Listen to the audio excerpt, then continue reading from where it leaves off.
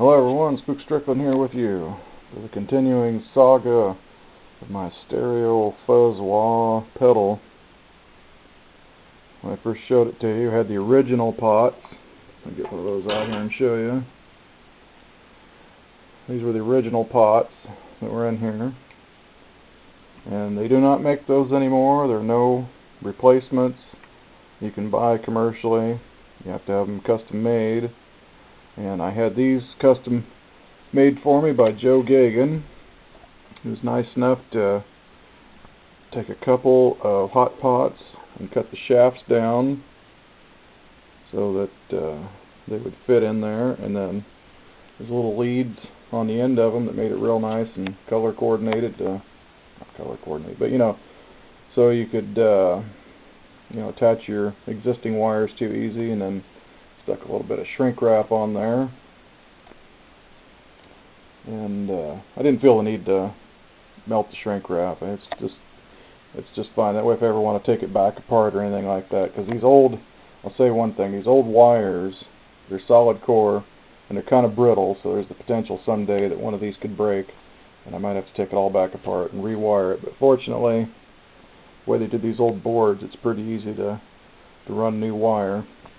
What I was going to show you is how to set up your rack gear adjustment.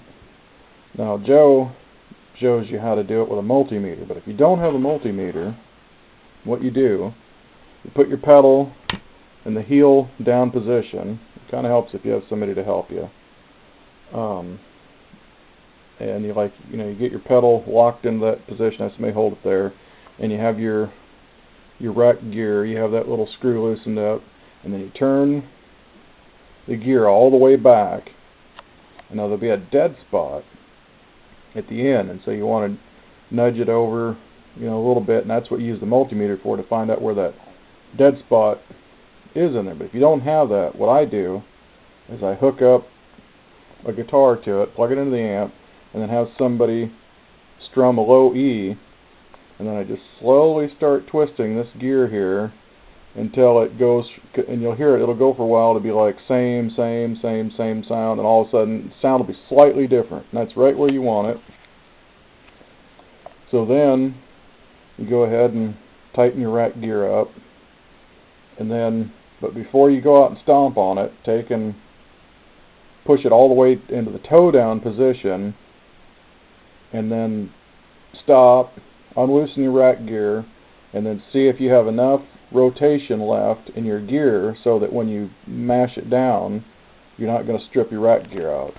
And usually there's quite a bit of extra rotation there, because it's hard to get a full rotation out of this with this rack gear works on these things. So usually pretty good, but always check and make sure you're not going to go into any kind of bind, because if you do, you'll strip your rack gear out and you'll have to replace it, and that would be a real bummer.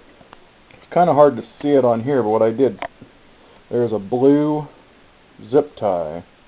I stuck that on there as a reference indicator for adjusting my rack gear, which made it real easy, because otherwise, if you've got nothing to look at for reference, you could just be rotating that gear back and forth, and you get lost, you can't remember where it was. So the zip tie, where the little knob sticks out, makes it real easy for a reference indicator. So I got that adjusted, and it's got a really good sound now. It's really good. It's very, well, this wah in general has a very watery, Hendrixy, creamy type vibe. And when I say Hendrix, I mean